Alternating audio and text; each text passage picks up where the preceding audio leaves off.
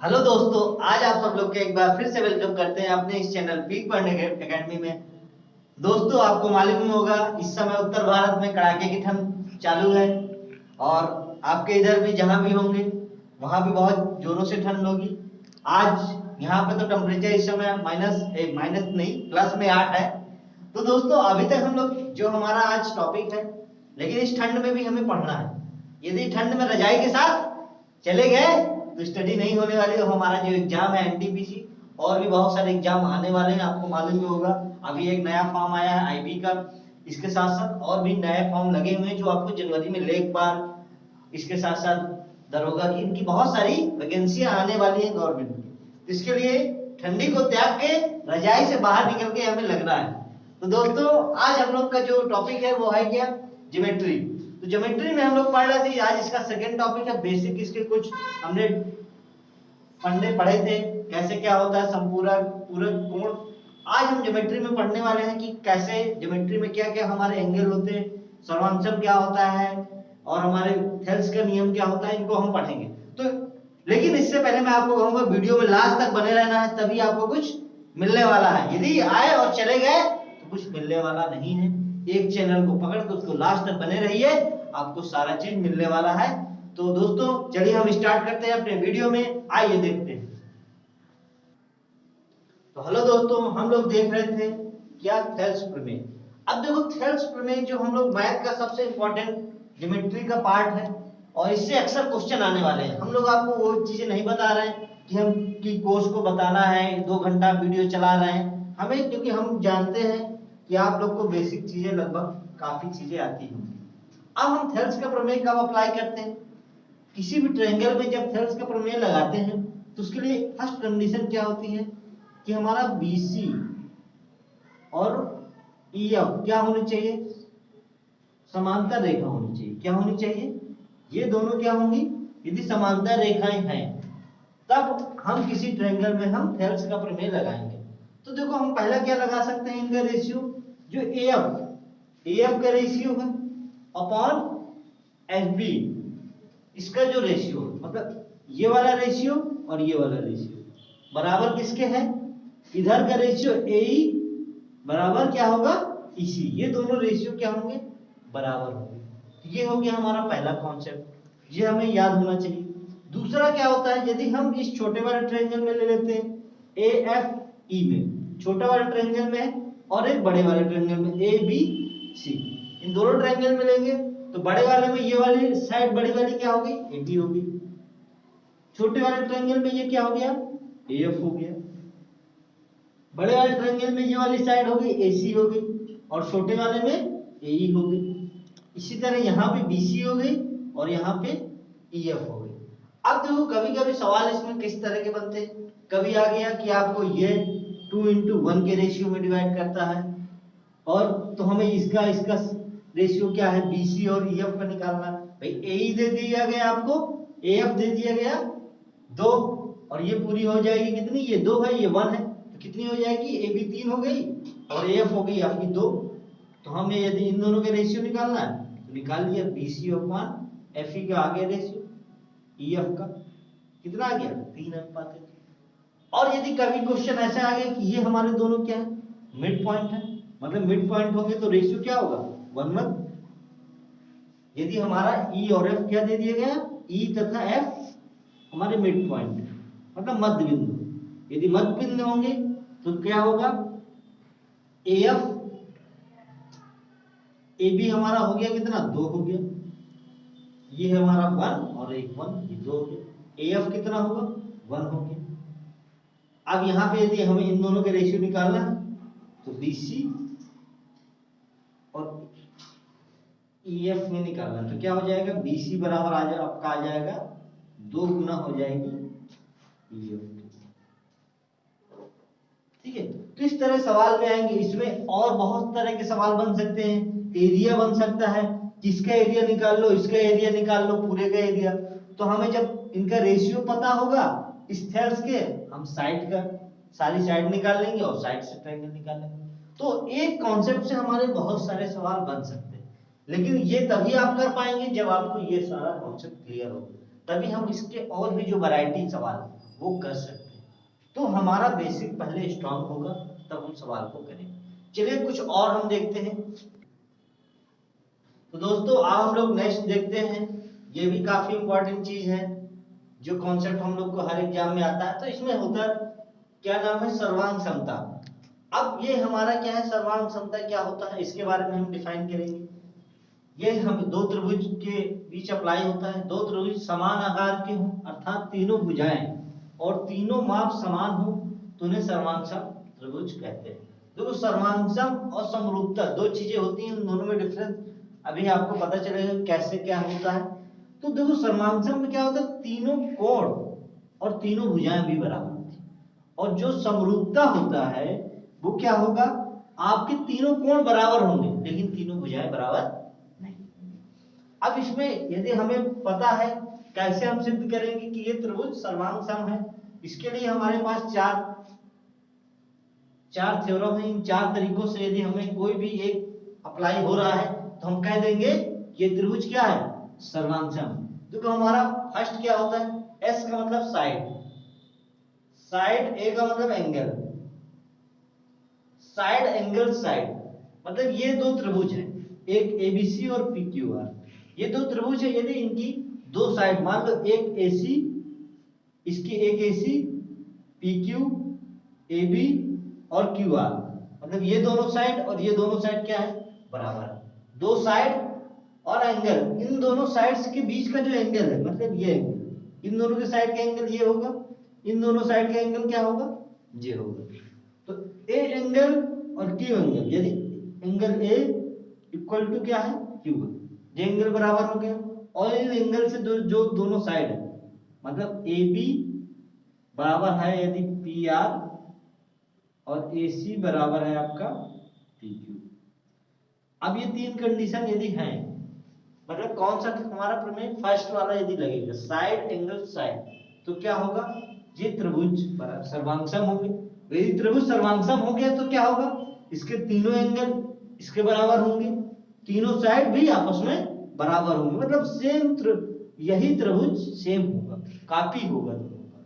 ठीक है। सेकेंड हमारा क्या होता है, सेकेंड है एंगल साइड एंगल, मतलब पहला हमारा एंगल हो गया, दूसरा साइड हो गया और एंगल।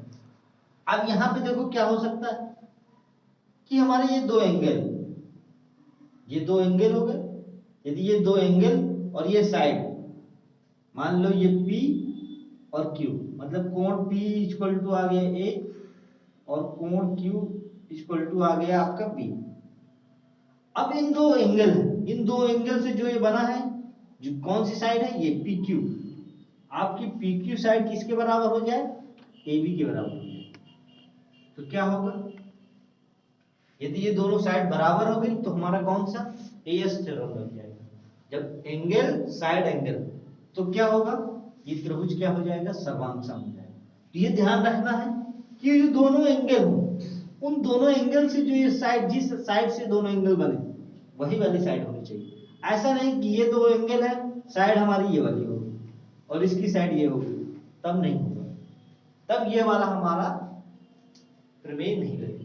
नेक्स्ट हमारा क्या है, साइड साइड साइड, मतलब तीनों साइड यदि बराबर किसी भी ट्रायंगल के, पर एंगल से मतलब नहीं है, तीनों यदि साइड बराबर है, क्या है, ए बी बराबर हो गया पी क्यू, ए सी बराबर आपका आ गया क्यू आर और बी सी बराबर आपका आ गया पी आर। यदि तीनों साइड हमारी बराबर हो गई तो हमारा कौन सा लग जाएगा, एस एस थ्योरम्स हमारी लग जाएंगे। और ये चौथा है हमारा राइट एंगल, ये हो गया राइट। अब क्या है, राइट एंगल त्रिभुज में हम लोग देखते हैं कि ये हमारा राइट एंगल में क्या हो गया, एक एंगल तो यहाँ पे पता ही होता है क्या होता है, 90 होता है। ठीक है। अब दूसरा त्रिभुज है, इसका एक एंगल राइट एंगल का क्या हो जाए, ये 90 हमारा एक कर्ण और एक साइड, यदि ये दोनों क्या हो गए, बराबर हो गए तो क्या हो जाएगा, ये वाला। अब देखो यहां पे यदि कोई कहे कि इनमें भी कोई हो सकता है, यदि इसके अलावा यहां पे यदि ये बराबर हो जाएगा तो ये तो हमारा लग गया कौन सा थ्योरम, ये साइड साइड और एंगल दोनों साइड के बीच का एंगल ये वाला लग गया। लेकिन हमारे पास इसका कोई थ्योरम नहीं था कि ये दोनों साइड हो और ये वाला एंगल ये जो था दो साइड के बीच एंगल, तो इनके बीच वाला समझ में आ रहा है। तो ये हमारा इसमें क्या है कि हमारे दो साइड हो और एक एंगल यदि राइट एंगल में बराबर है तो ये हमारा त्रिभुज क्या हो जाएगा, सर्वांगसम हो जाएगा और इसके सारे एंगल हमारे बराबर होंगे। अब यहाँ पे कुछ चीजें हमें ध्यान रखनी है कि हमारा कंपेयर देखना है। अब ये वाली साइड यदि इसके बराबर है तो इसके एंगल, ये वाला एंगल इसका, ये वाली साइड इसके बराबर है और ये वाला एंगल इसके बराबर है। तो ये वाला इसकी, ये त्रिभुज की ये वाली साइड P A इसके बराबर होगा। अब ये किसके बराबर होगा, ये होगा B हमारा R के बराबर, यहाँ पे बराबर। हमें कंपेयर से हमेशा ध्यान रखनी है, ऐसा नहीं कि चित्र बना है जैसे वैसे हम लोग रख रहे। इस चीजों को ध्यान रखते हैं हम लोग, तो आगे करेंगे। चलिए कुछ सवाल लगाएंगे, उससे हमें और सारी चीजें क्लियरिटी आ जाएगी कि कैसे इनको अप्लाई करते हैं। चलिए देखो। तो दोस्तों हम लोग अब नेक्स्ट कॉन्सेप्ट पे आते हैं। हमारा नेक्स्ट कॉन्सेप्ट है त्रिभुजों की समरूपता। अभी हम लोग पढ़े थे क्या, सर्वांगसम। अब नेक्स्ट है समरूपता। अब देखो समरूपता और सर्वांगसम में हमने डिफरेंस बताया कि समरूपता में हमारा क्या होगा, जो एंगल है, मतलब एंगल यदि हम देखा जाए कि Q हमारा क्या है, बराबर B के बराबर। ये एंगल किसके बराबर हो गया, ये एंगल इसके बराबर है। एंगल A हमारा बराबर हो गया एंगल P के, ये एंगल इसके बराबर हो गया और एंगल R बराबर हो जाए एंगल C के। कि यदि हमारे इन त्रिभुज के तीनों एंगल बराबर हो गए तब हमारा त्रिभुज क्या होगा, समरूपता। देखो सर्वांगसम भी एक समरूपता होगी, लेकिन जब समरूपता है तो ये 100% जरूरी नहीं कि कोई भी भुजाएं बराबर हो। भुजाएं बराबर नहीं हो सकती। यदि एक भुजा बराबर हो गई तो ये क्या बन जाएगा, हमारा सर्वांगसम बन जाएगा। यदि तो इनका रेशियो क्या होगा, बराबर होता है। कैसे रेशियो, AB का रेशियो PQ, जो उसके एंगल है कि भाई इस एंगल बराबर है, ये एंगल बराबर, इसके सामने वाली भुजा AB है, इसके सामने वाली भुजा PQ है, ये हो गया। BC हमारी क्या है, ये। अब BC हमारा क्या है, इस एंगल के सामने, कोण A के सामने BC है, इधर कोण P के सामने QR है, अपॉन में QR आ गया। AC हमारी AC कोण B के सामने है, तो यहाँ पे कोण Q है हमारा B के बराबर, तो कोण Q के सामने क्या है, PR। तो हमारा जो संगत भुजाएं होती हैं उनका रेशियो क्या होगा, बराबर होता है। ये हमारा किसमें होगा, समरूपता, समरूप त्रिभुज। अब और इसके साथ साथ क्या होता है कि दोनों का जो परिमाप का रेशियो वो भी इनके साइड के रेशियो के बराबर होता है। किन तीनों का जो सम है, परिमाप क्या होता है, भुजाओं के योग, तीनों भुजाओं का योग, इसका तीनों भुजाओं का योग और PQR त्रिभुज के भुजाओं का योग। ये क्या होगा, इनका भी रेशियो सेम होगा, AB अपान PQ, BC अपान QR और AC अपान PR। भुजाओं के रेशियो के बराबर होता है। लेकिन जब हम पढ़ते हैं क्या, त्रिभुज के क्षेत्रफल का रेशियो, इसके क्षेत्रफल का रेशियो, इसके क्षेत्रफल का रेशियो, तब क्या होगा, तब हमारी उनका क्या होगा, स्क्वायर।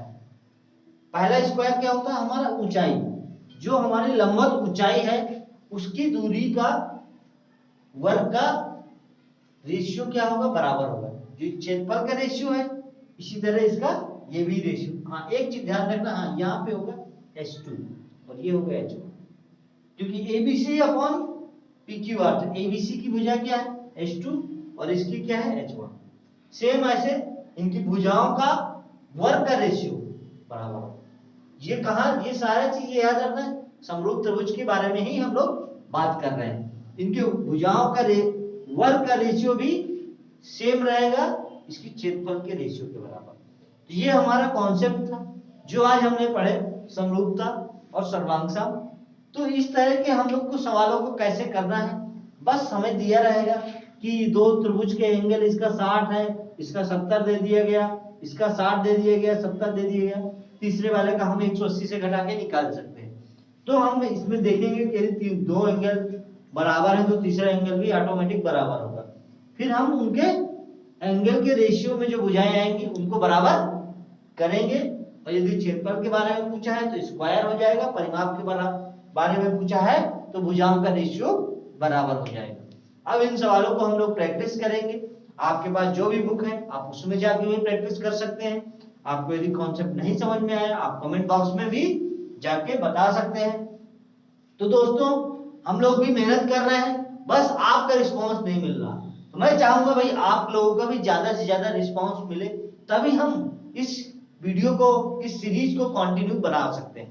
क्योंकि यदि आपकी तरफ से रिस्पांस नहीं आएगा तो हम लोग भी सोचेंगे कि हमारा भी कंटेंट है वो आप लोग लाइक नहीं कर रहे। तो इसलिए हम चाहेंगे कि ज्यादा से ज्यादा लोगों को आप लोग वीडियो को शेयर करें। जो भी पहली बार आया है वो लाइक सब्सक्राइब जरूर करें। चलिए दोस्तों हम मिलते हैं अपने नेक्स्ट वीडियो में। Thank you.